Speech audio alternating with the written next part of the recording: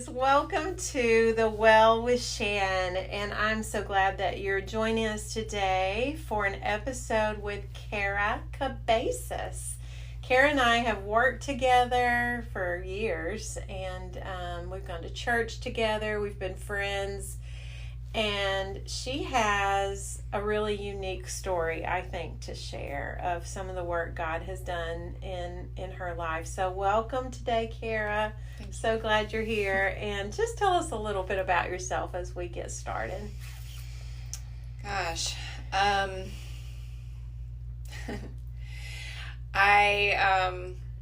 It's funny. I just thought about the profile I wrote to put on Match.com that my husband, my now husband, got when we met each other. Aww. And it's an American with a Latino heart who loves God. Aww. Is that succinct? So that's Kara in a nutshell.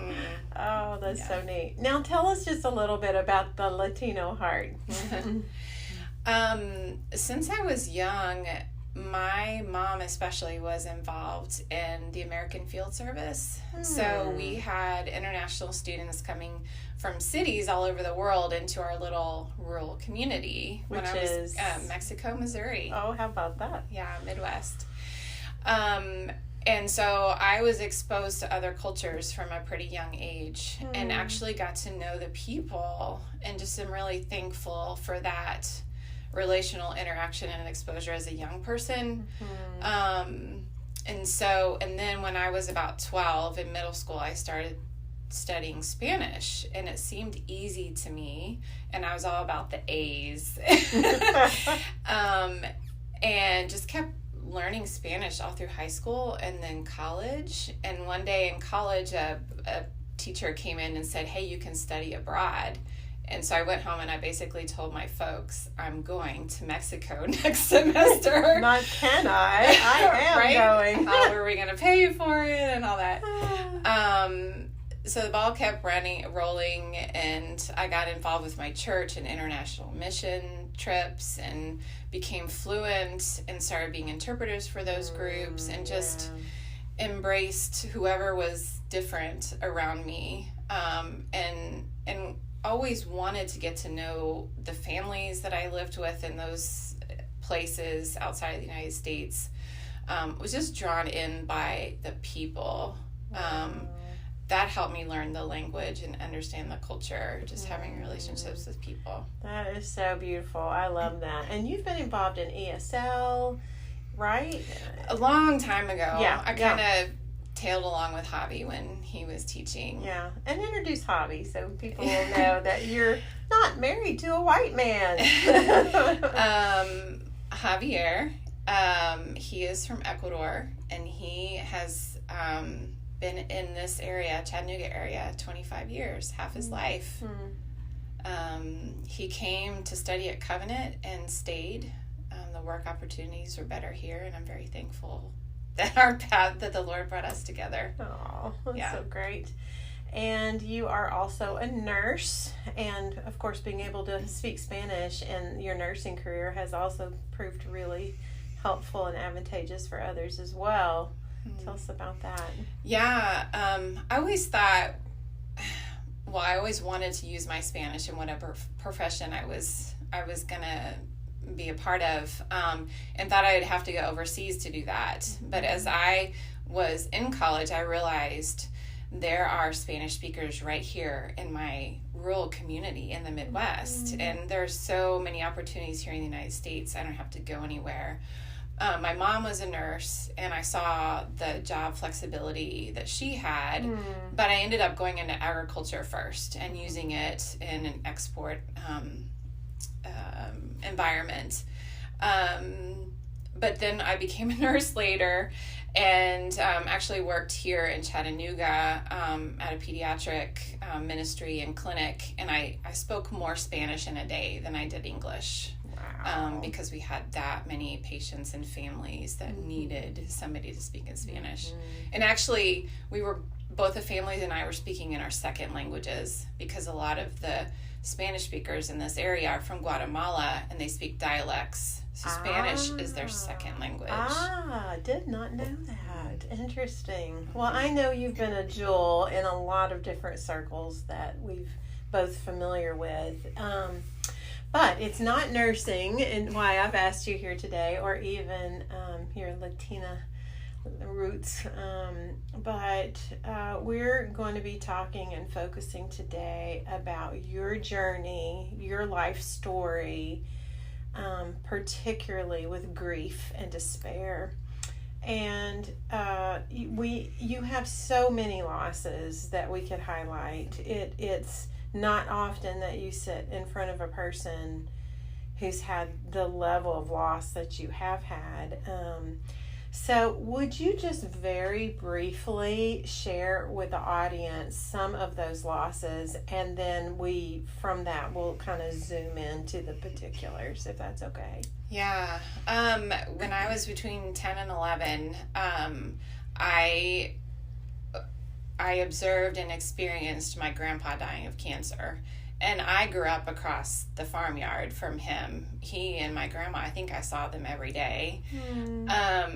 My mom was a nurse, and since we lived so close, she would spend nights with my grandma and grandpa so my grandma could sleep, and she would take care of my grandpa. But anyway, that has such a huge impact on me. I was there just within minutes of him passing, and was there when they turned the oxygen machine off, and how quiet that was after so long of hearing that noise.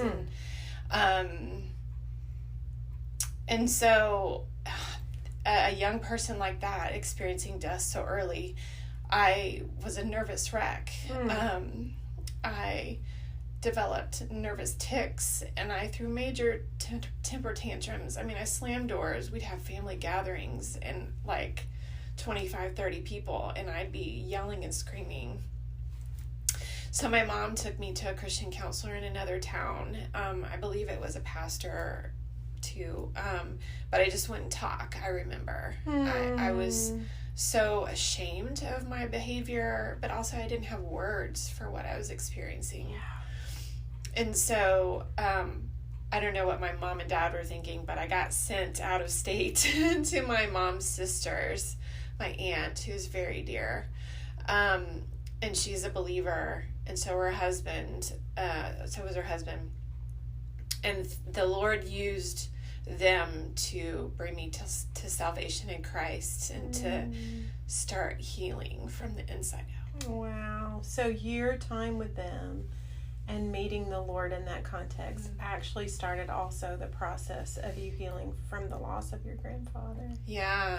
Wow. But as you know, I've shared with you before, Shan, the deaths brought such darkness into my life, but the Lord has allowed me to see his life through them. And so I just see that as the start of new life infiltrating through me. And like spiritually, it began right then because the Lord saved me. That is so beautiful. And I'm the only one getting in your presence right here, right now, but the tears of both, I'm assuming, the darkness of the loss, but also the beauty of the presence of Christ with you in the middle of it. Yeah. Yeah. So I'll try to go through this. I mean, you said to kind of give an overview. When I was a junior in high school, my mom was diagnosed with breast cancer.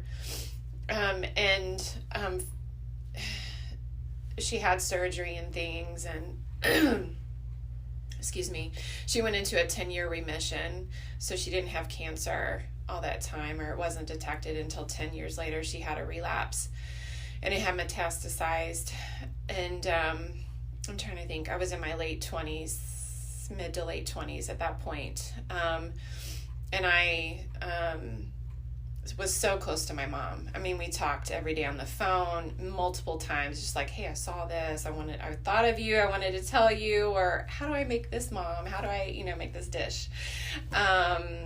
And we would, she and her girlfriends we'd go out and their daughters would come. So we'd go out for drinks and meals, and we just spent a lot of time together. I lived in the next town from my mom and dad when I was working, and so, there was a lot of back and forth on the road, spending time with each other. So when I was in my later 20s is when her cancer came back, and it really instilled a lot of fear into me about her dying, because I loved her so much and was so close.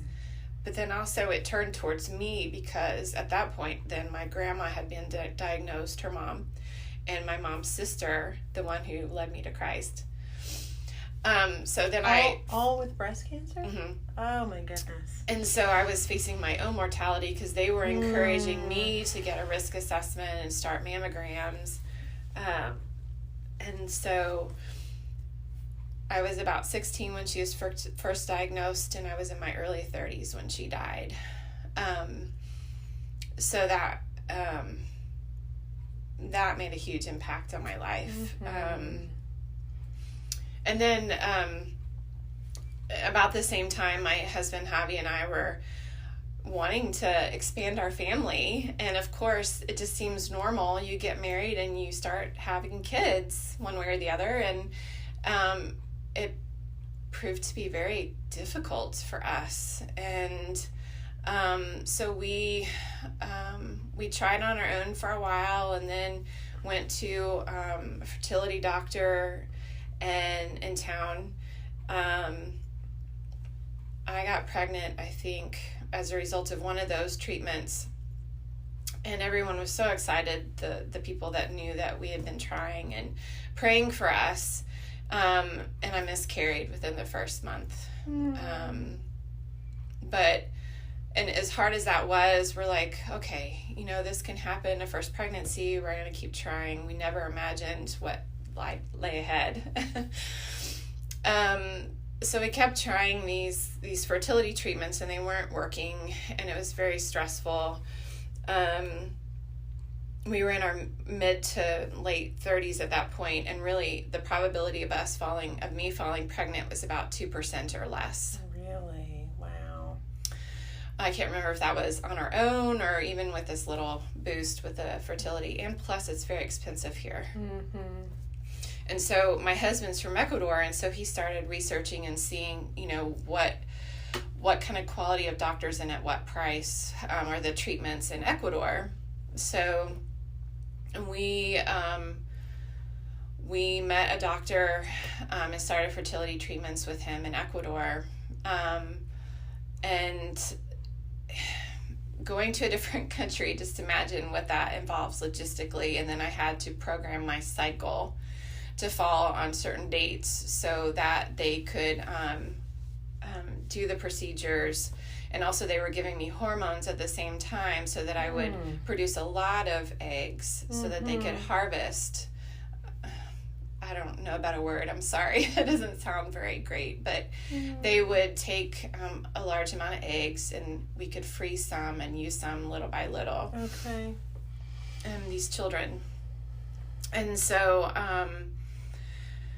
I think I might have gotten pregnant once with this doctor's treatment.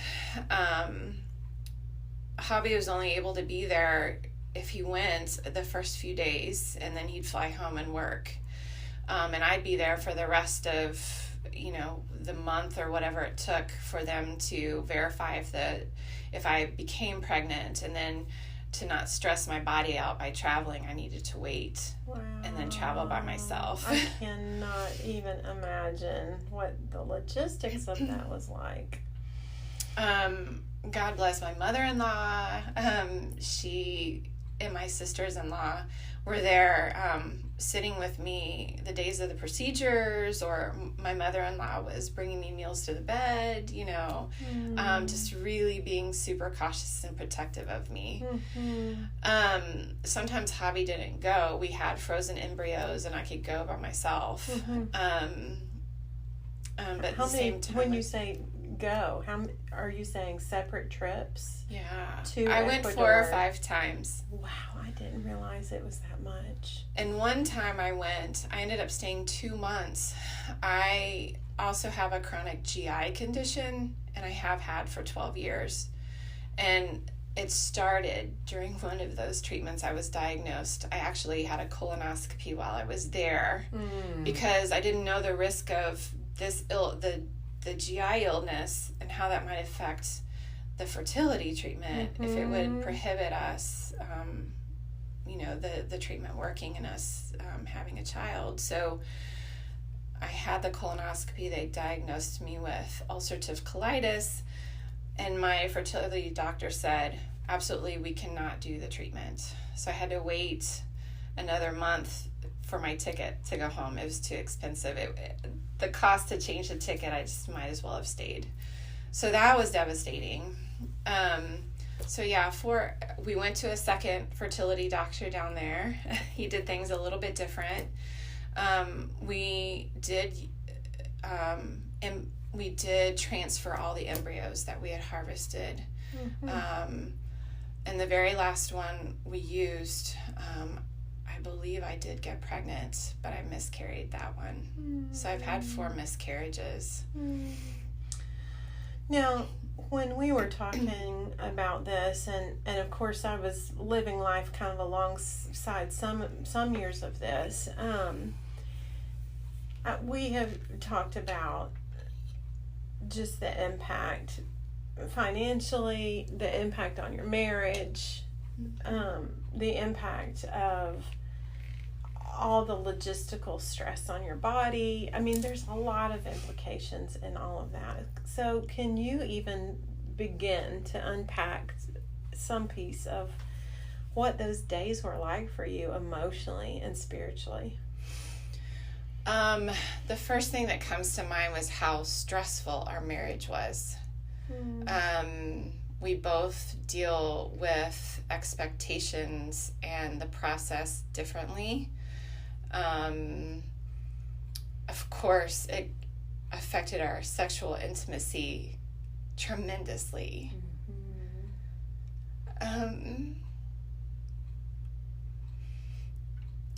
I have to say, we both felt misunderstood. By each other? The one person you love the most, and you feel like he or she doesn't understand you. Who do you have? Who understood what we were going through? We didn't know anybody going through this. And if they had, they didn't talk about it. And so many of our friends didn't know what to say, or they would say something and it ended up hurting us,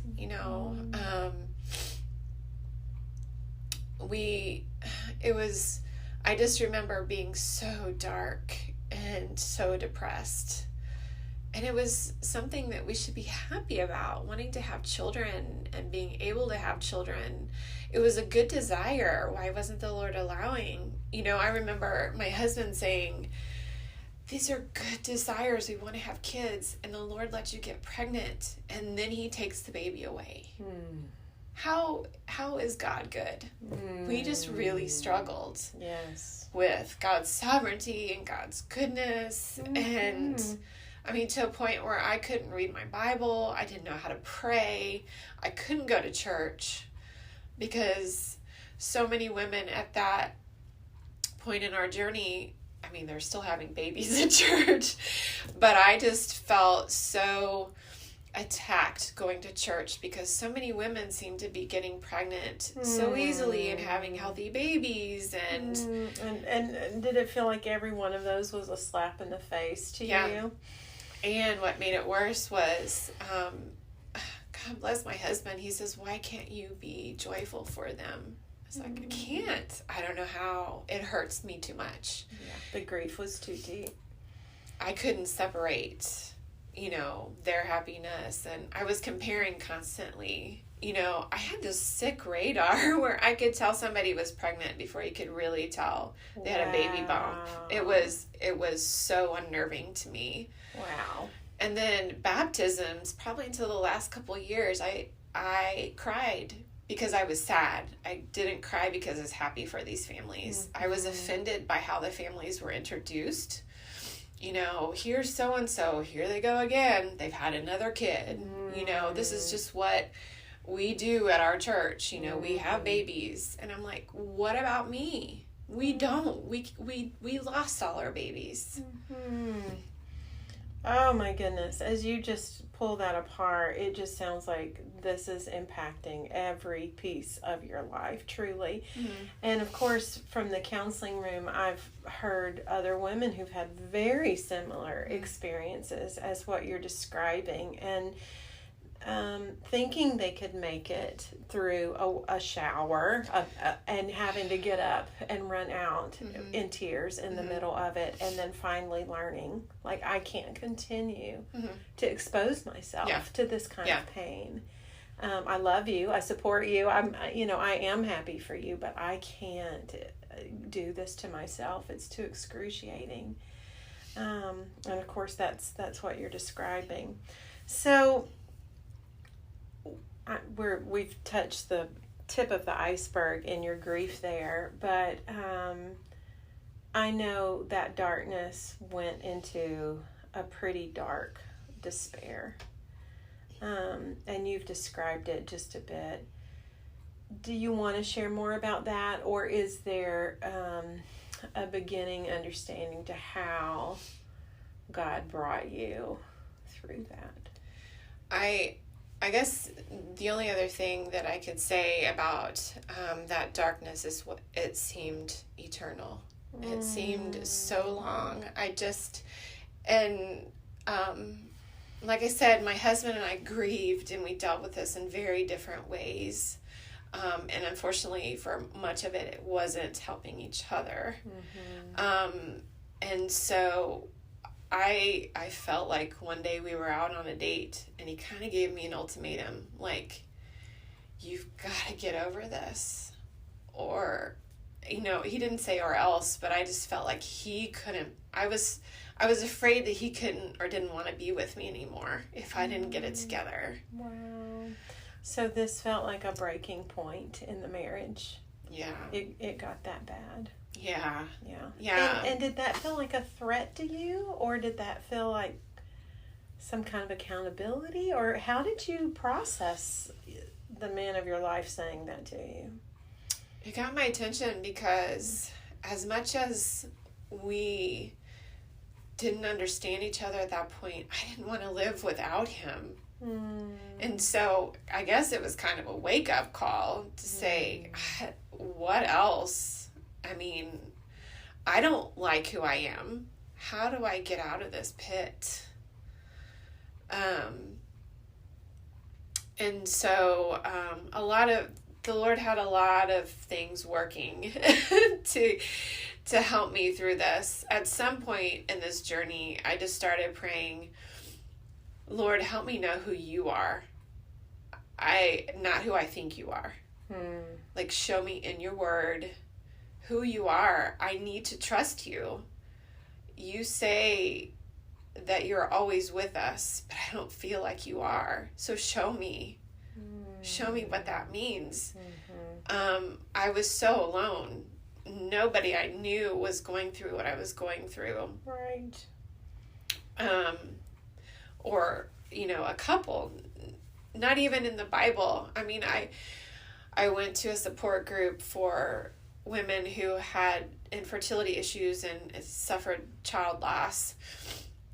And all these examples were given in the Bible of these women who were barren. The Lord had closed their womb, but the Lord opened all of their wombs. He didn't open mine. I didn't find total comfort in those stories. Yeah, because they had a season of suffering, but it came to an end. And so I felt so alone because of that too. So the Lord just pursued me, and he showed me over so many years.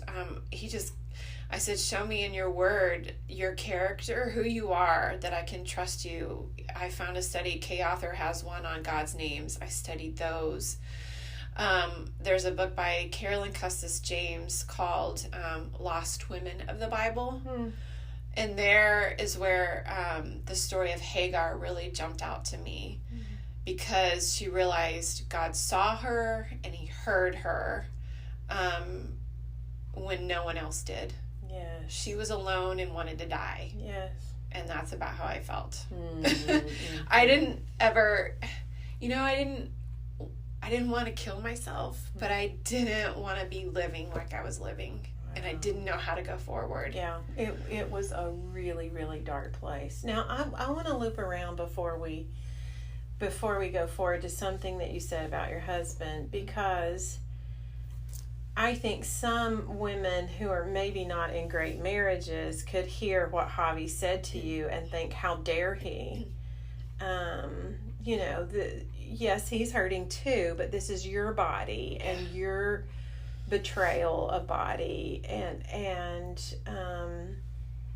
your grief. Yeah. How did you not become furious with him, or what was the state of your relationship to where you could receive that as a wake-up call instead of a threat?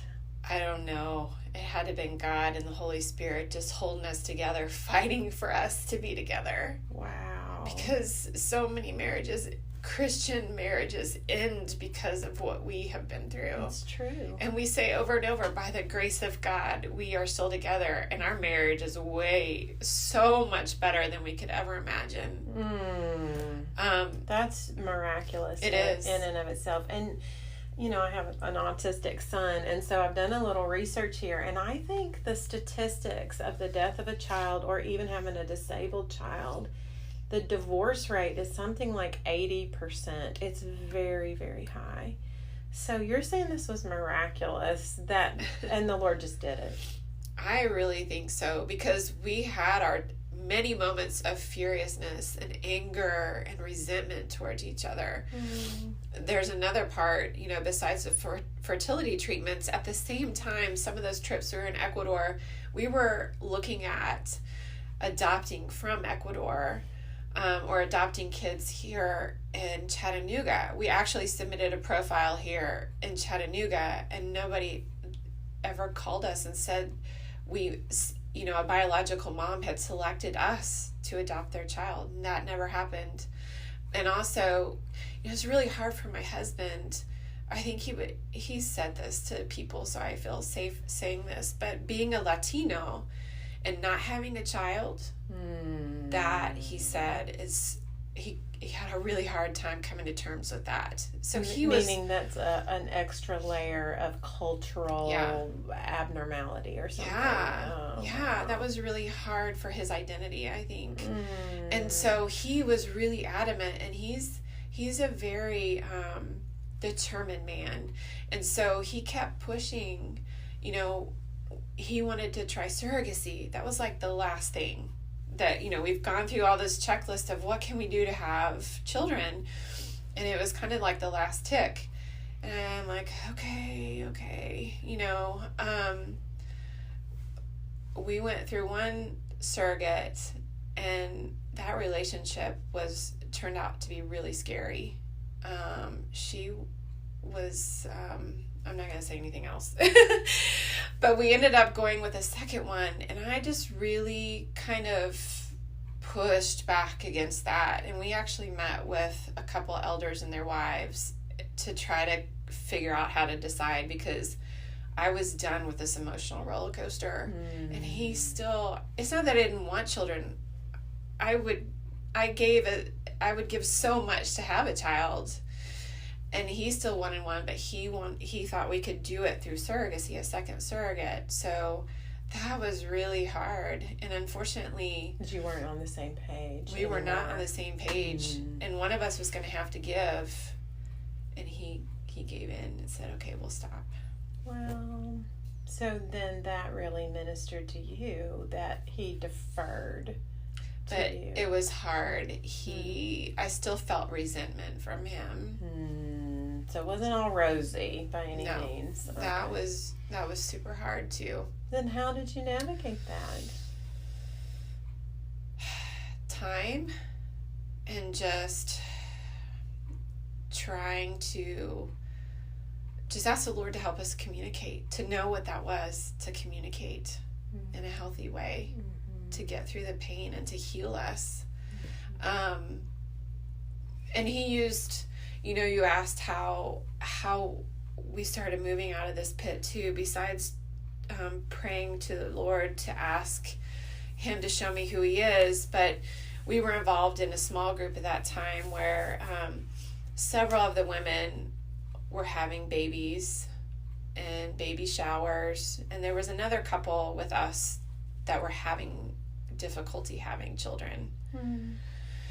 So it was such a God-given group, because I felt, as hard as it was, we were able to share our hurts and we were praying together. The couples that were having babies could hear what it was like from us that were having so much angst and loss. And that's when I was able to go to a baby shower, because I went to a friend's baby shower. She knew what I was suffering, and she was so gracious to me. I felt understood. Wow. And so that helped, like, be a little balm, a little step of healing. And then the Lord just helped me do a hard thing. I started praying for the women instead of, like, cussing them under my breath that they didn't deserve. They had no clue. It wasn't their fault. God is the creator of life. He gave life to them. And so just kind of as an act of sheer will, it was. You started praying for these pregnant women. Yeah. Because I thought, what I'm doing is not working. I can't really tell you that I was really conscious of these decisions, but the Lord just helped me start praying for them.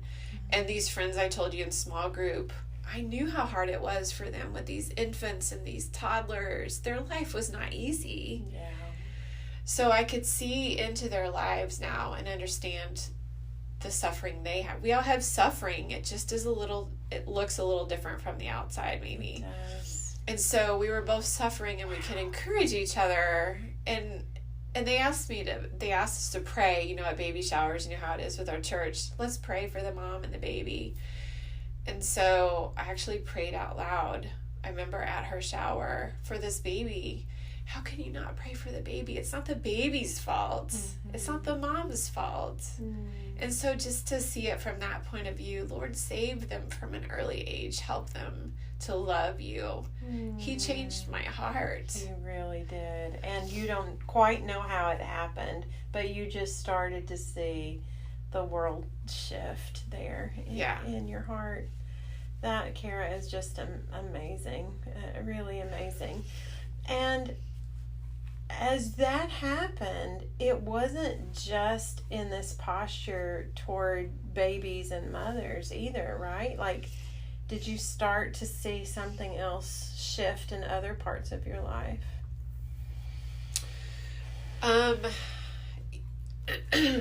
When I realized that I was fighting against the Lord and His will, I realized that we may never have children. And was I going to accept that? Javi and I have talked a lot over the last couple of years about, are we going to love God because of what He gives us or keeps us from, that we think are good? Thank you for saving me from that problem, or thanks for giving me all this stuff, or this relationship, this job. I can worship you if you answer my prayers and give me what I think I want and need. Are we going to love God for who He is? Woo, girl. And so I realized how much I was fighting against that. I wanted my will, whatever. This was a good desire to have children. And you owe me, God. You owe us. And when I stopped fighting that, and of course we had stopped pursuing having children, all these extra ways, I felt such a weight leave my body and my soul, and just started seeing some light. And that's when I feel like he's pulled back another layer, and He's teaching me so much about giving up my my expectations and my will for his will to be done. Because he showed me who he is. I can trust him. I can rest in him. And he's giving me so many opportunities to do that, that I can trust his will is good and pleasing and perfect every time. And who loves me more and who is with me, I'm never alone. So I can trust him to, I can let go and let him use me and do what he wants, even though it's a lot of times the hardest road. Yeah, absolutely. And that is so profound, so profound. You have been a self-acclaimed perfectionist. You've been a self-acclaimed control freak. And hearing somebody who has had a tight grasp on life, you're a striver. You get things happening. You're a farm girl. You've got the work ethic. And to say that you've moved from that posture to what you're describing, it's just nothing short of profound. How would you say now you see kind of the posture of your life? Because you've continued to have health issues. The baby crisis wasn't your last crisis. Yeah. So how has this stuff translated into health issues and some more recent things that have happened to you? Yeah, well, I mentioned earlier about my GI illness, and it's been 12 years since that diagnosis. And over the last 3 or 4 years, I think I've gone to my GP, but dietitian, a functional medicine doctor, gone on very extreme food regimens and testing to see what is causing the inflammation and why am I not healing. I've gone to the traditional GI doctor, done those medicines, no improvement.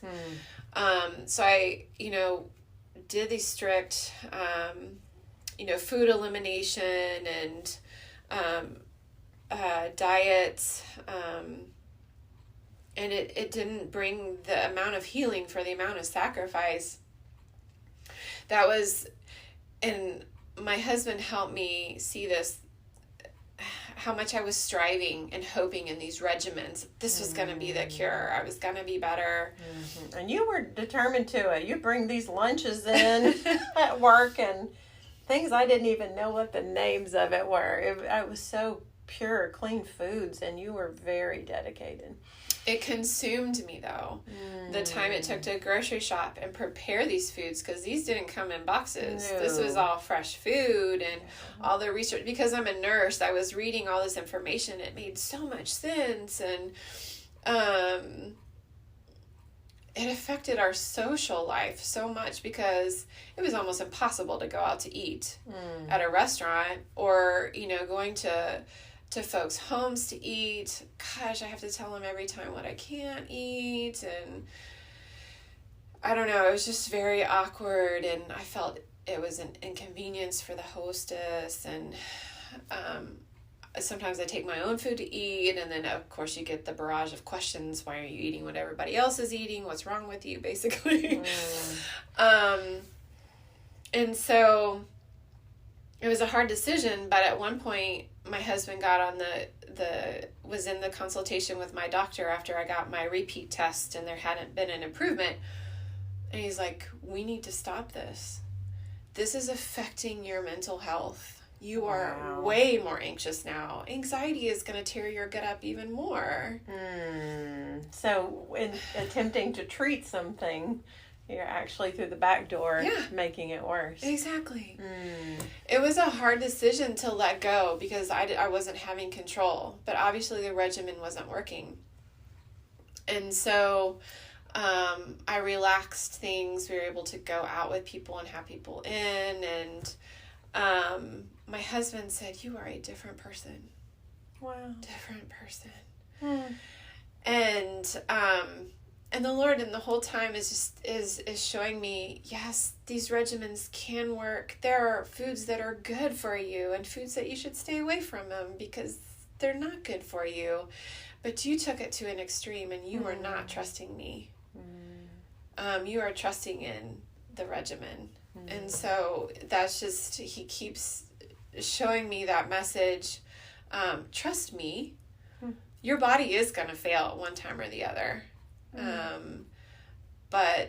And so, he helped me focus on the scriptures of like, you are not your own. You are bought at a price. And your old body was crucified. In this earthly body, you live with Christ. Christ lives in you. And so he's taking my grip away from this life that is killing me to give me life through him and to trust him. And it's so cool because there are several scriptures, at least in the New Living Translation, that talk about holding firmly to the word, to the truth you've been taught. And so he's showing me what I need to grip to, what I need to fixate on him, fix your gaze on him. So it's just this whole reprogramming over time that he's been so gracious to really pursue me and love me, show me his love, that he's not against me, that he loves me so much. He's not leaving me in the way that was destroying me. And he's really worked through my husband to tell me some hard things. And he has graciously changed me from being defensive to appreciative of my husband and seeing the Lord and how much he loves me through how much my husband loves me to tell me that. So through that, your husband, and then through the promises, you've mentioned several things just actually in the word that has really encouraged and given you life. And you had, I think, some things that you wanted to share maybe that has really ministered to you. I don't know if it was a scriptural promise or a quote, if there's something there that you want to share. Well, Elizabeth Elliot's testimony of the Lord through so much loss in her life. 3 husbands. 2 husbands died. Her first 2 husbands died. Yeah. And her third, she got married a third time, and she died from Alzheimer's first. So I feel like she's a kindred spirit, and the Lord has really used his work through her to heal my heart. And so one of the quotes that I heard recently that she said a long time ago, "Death is the gate of life. It's through our daily deaths, the repeated deaths in our lives, that we begin to learn what the life of Jesus is all about. We cannot get there except through the cross." So I'm just so thankful that death isn't the final word, that because of Christ, we have the hope of life. Javi and I were talking about this the other day, and I told him how much every day I just yearn more and more for heaven. And he said, heaven is not a place we're going to. He says, the new heavens and the new earth are coming down to us. And even there is scripture that talks about, we will yet see the good of the Lord in the land of the living. And I have to believe that's now. He came to give us life and life to the full. And we believe that's now. Begins now. That's right. So with all these losses, we feel like the Lord has just pruned us back so that we can see what is vital and what is just monotonous, and not to be anxious and worry about what are the most important things or people or mission in this life. And I don't do that well every day. I haven't learned the lesson, but he's taught me so far. I feel like he's got me on the road. This is profound, and it's really the gospel. I'm thinking about the title of this episode, Daily Death to Vital Life. I mean, that summarizes what what you're talking about through your grief and learning to die to yourself to the fullness of the gates being opened up of heaven to you. Kara, I can't thank you enough for just coming and sharing, really bearing your soul in this time together. And it's beautiful to see what God has done in you. It really is. And I don't know if you have any kind of parting words to give to others that in closing, but I do want to thank you so much for being with us. Yeah. It is really a miracle that God has done over and over in my life.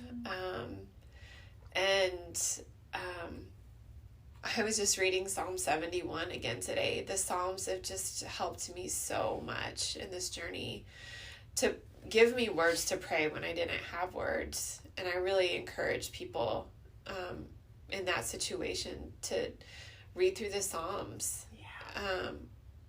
And many times I would just cry out, Jesus. That is worship. We don't have to be dancing around and singing at the top of our lungs. It's a sacrifice of praise and a sacrifice of thanksgiving. And Psalm 71 just talks about how the Lord has sustained us our whole life, and He don't abandon us now in our old age. Let us tell the next generation. Let us tell others about your goodness and your steadfastness. Even though my words aren't eloquent, I'm going to keep praising Him more and more, basically, is what Psalm 71 says. So just the word, He's used His living word to give me life.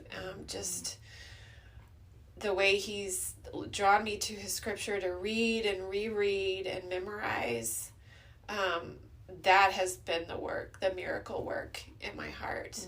His word does not come back empty. Seeds are planted that germinate and grow and bear fruit.